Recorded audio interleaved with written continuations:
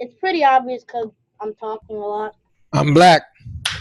Oh, you're the host now. I'm black. That's right. So Kenny doesn't need to give it to you. Nope. All righty. Bye bye. And now Io dropped out.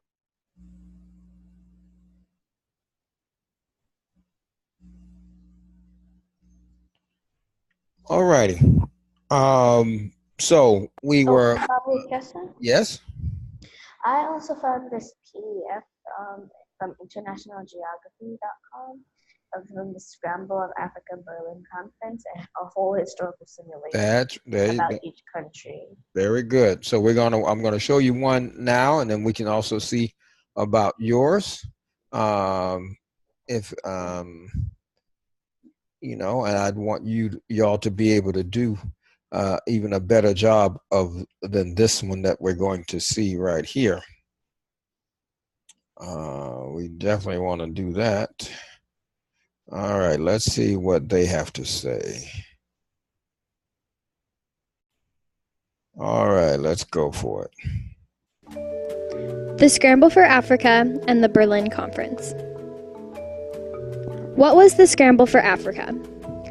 In the 1800s, European countries were rushing into Africa to plant their flags in the land and claim colonies. Isn't that cute? No, not really. No. You know, just rushing. No, not invading, right? Just rushing into Africa to plant their flags. That's all. They just wanted to plant their flags, right? No money. No, that's wrong. No. They wanted to do more than plant a flag. They wanted to plant, when they plant a flag, everybody. All right, let's keep listening. They wanted to make it sound like because of industrialization, Europe wanted Africa's valuable resources. Hold it. Because of industrialization, they wanted our valuable resources. That makes it seem like it happened in like the 19th century. Oh, this is natural. No, how about, but thank you. This was 1500s. This is the 1400s, okay? 15th century. Industrialization does not happen in the 15th century. At all. Okay, not, you know, plus it is not industrialization, it's their greed. Thank you. You see, you can go to a country and you want their resources, but you buy their resources. You trade for their resources. I'm glad you're able to pick up the racism. Let's keep going. Some of these included palm oil, cotton, gold, diamonds, and rubber. No people. The control of this. Right? Not people, right? People. Of course there were people. No. I mean, what I'm saying is the resources. They said, they don't want the people. They just happened to bring them back because they just bring them for diamonds. Or the people just so happened to want to go with them, and so they gave them a job. And stuff right. They weren't able to see. They couldn't see it because our skin's so shiny. They thought we were diamonds. That's a mistake. All right. So let me just give you the short version of it for now. All right. If Malcolm, if you're talking about in your question, how or why did the invaders, okay, not the settlers, not the people who just wanted to plant their flag, right, but the invaders, the European dogs, divide up the countries. It was at the Berlin Conference of 1884, where the European invaders who had started invading Africa and then fighting with each other for Africa. Okay, and so they call a conference on the end so that they would then negotiate as opposed to fighting for each other. Because now if they keep fighting for each other, then Africans are going to do what? Fight back. Well, we always fought back. Okay. What happens when your enemy begins to fight among themselves? And then you end up, then you fight with them, then you wait for that, then you let them weaken, and then you fight them. Very good. You weaken. You're just sitting back watching. Right. Or you join one side to help defeat the other side, then weaken that side and that kind of thing. So they now, but they weren't only fighting with themselves there. They were fighting with themselves on this side of the Atlantic. So what European countries were fighting with other European countries for the Americas? Because the same question is why does America get to be carved up like it is? Okay. Yes. Europeans did fight over. Well, what Europeans were fighting each other for Florida, for example? I'm not sure about. Don't tell me. I know in Louisiana, it was the French and like the British. The French and the British were fighting with each other in Louisiana. And you're absolutely right, Malcolm. Were fighting for Florida. What'd you say, Kennedy? Who? I said the Spaniards and I think the English were fighting. Spanish and the British, or Spanish and English were fighting each other. Very good. All right. What about who are the Dutch people fighting? No, the Portuguese. Well, depends on where you are. In New York City, the Dutch had claimed it. Okay, that's why it was called New Amsterdam. All right, and so the Dutch fought against the British. I was talking about one in Brazil. I know in Brazil. Yes, that's right.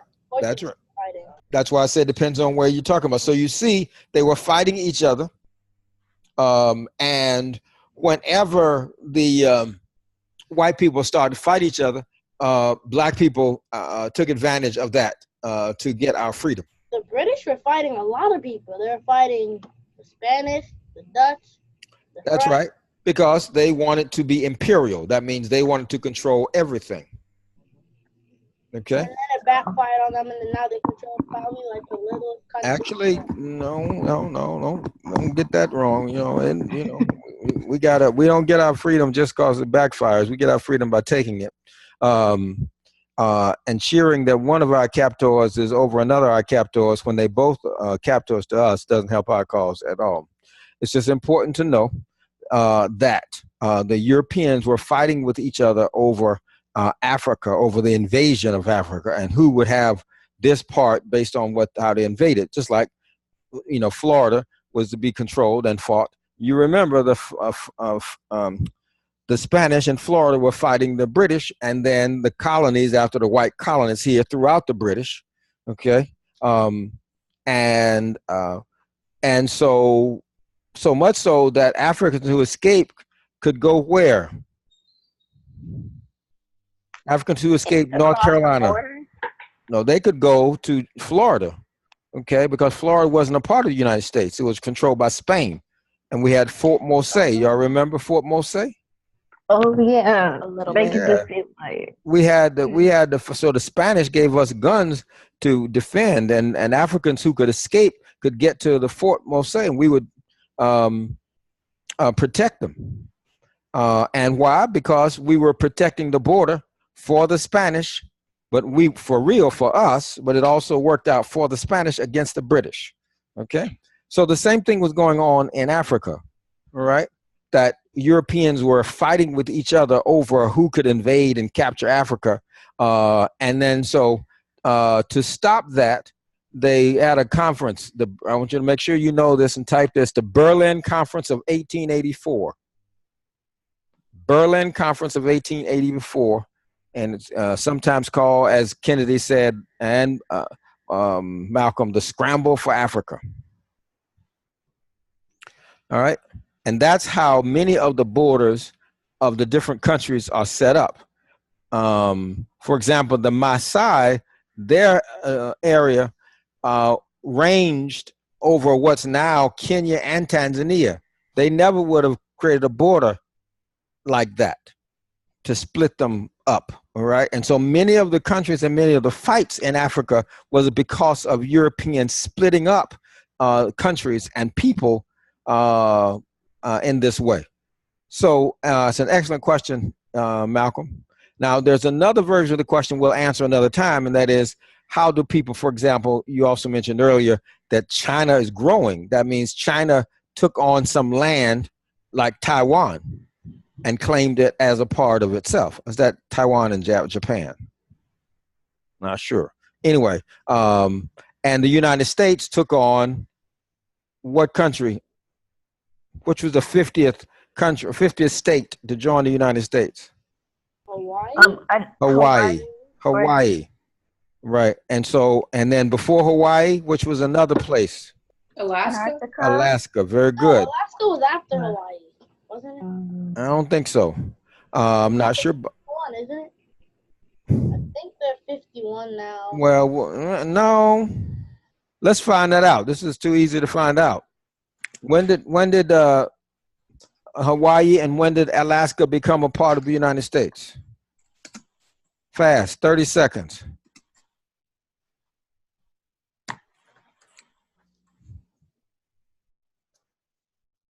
Yeah, you're right. Alaska the 49th and Hawaii the 50th.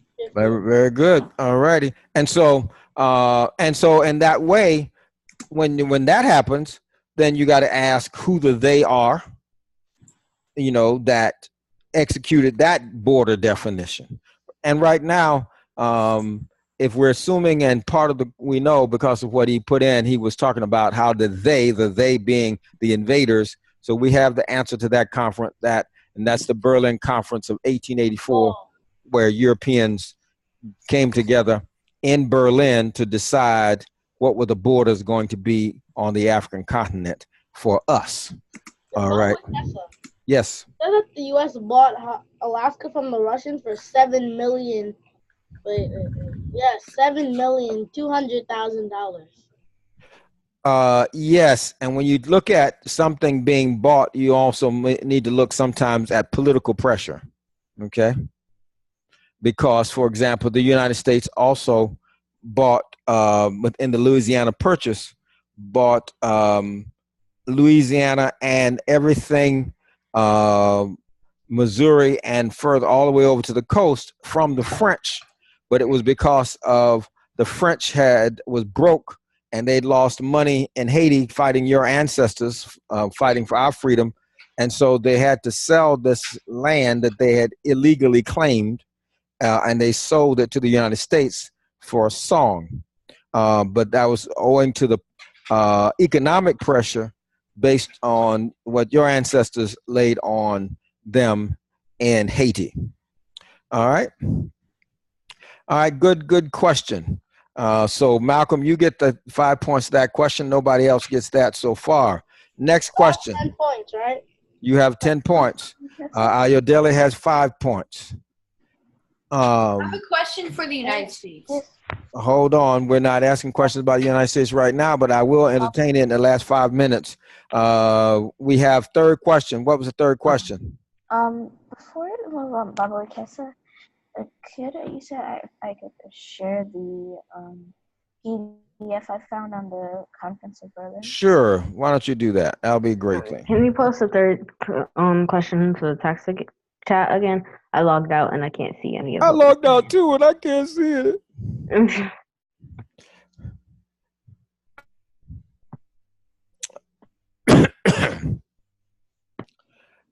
Okay.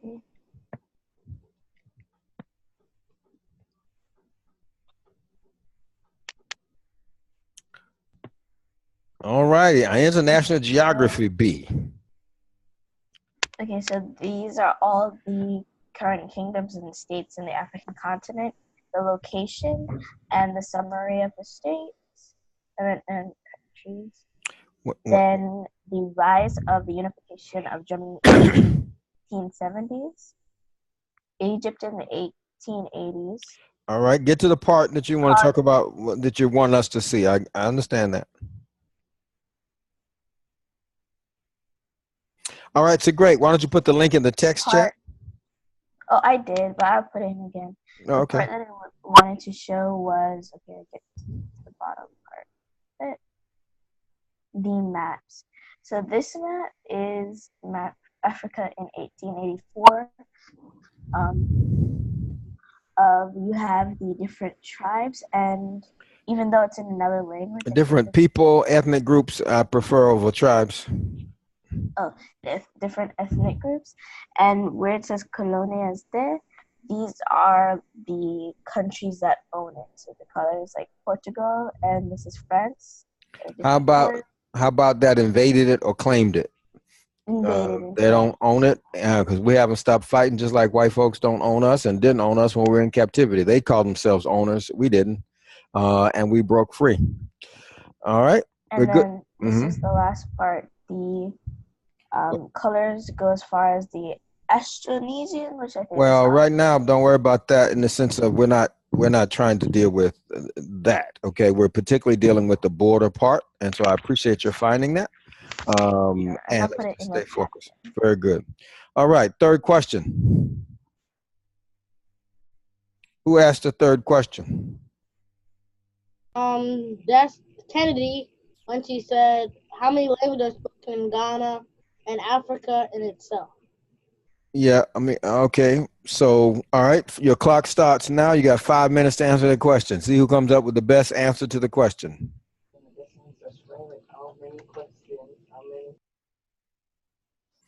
Best answer to that question.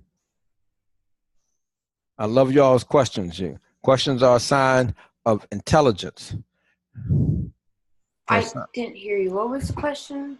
It's in the text chat. Question is, how many languages are spoken in Ghana?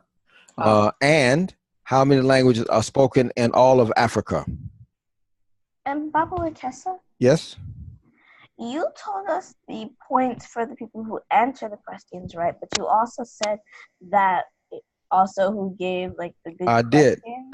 You're right. So I'll make sure that if you ask the question, you also get points, because you get points for asking questions and for answering questions. Wait, Thank you. do I get any points for asking my Yes, question? you do. Yes, you do. How much points do I get for that? You get 5 points for asking your question. Do I get 5 points as You well? get 5 points for asking your question.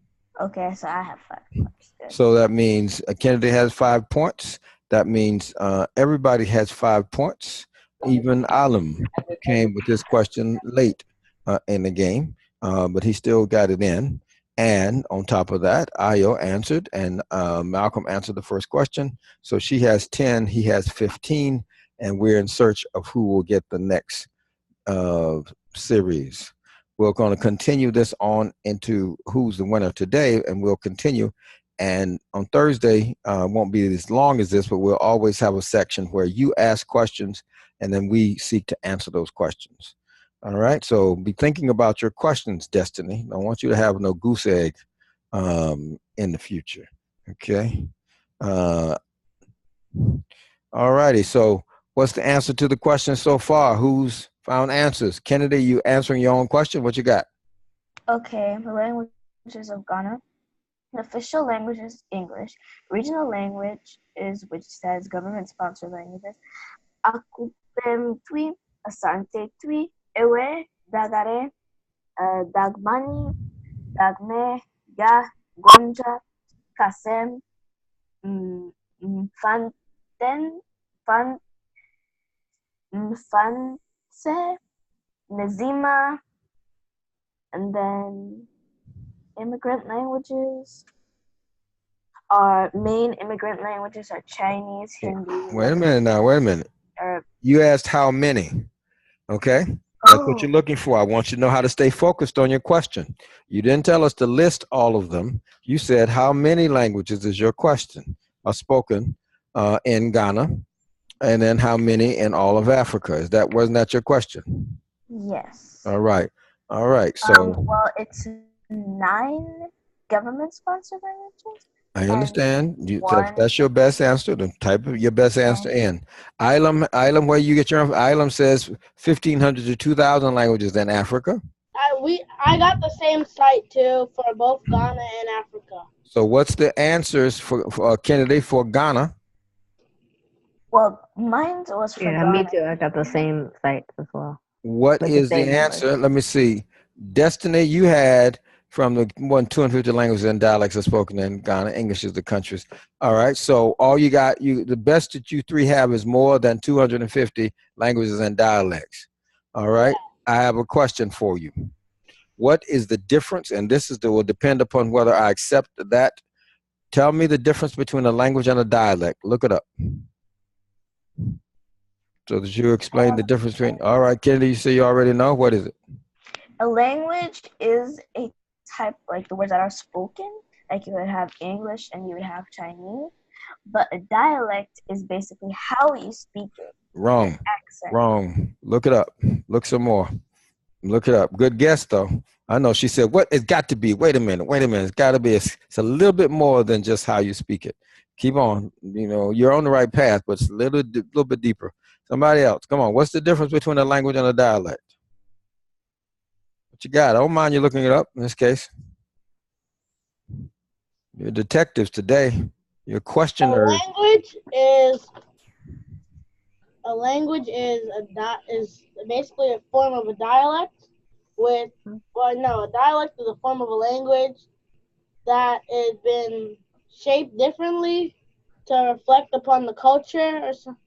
Like, look it up. Look it up. Look it up, Malcolm. Look it up. You're on the right track. Look it up. I have something that says a language is written in addition to being spoken, and a dialect is just spoken. You mean a language is written and spoken, and spoken, and a dialect is just spoken? That is just terrible. All right, we can add that to the pie. So we got Kennedy's thing of it's your pronunciation or how you speak the language. Okay, and Io says the dialects aren't written, but they are. Anybody else want to add to this definition so we can get a better definition of the difference between language? Because we're dealing with 250 languages and dialects. So are there like 200 dialects and 50 languages? Is a dialect like an accent?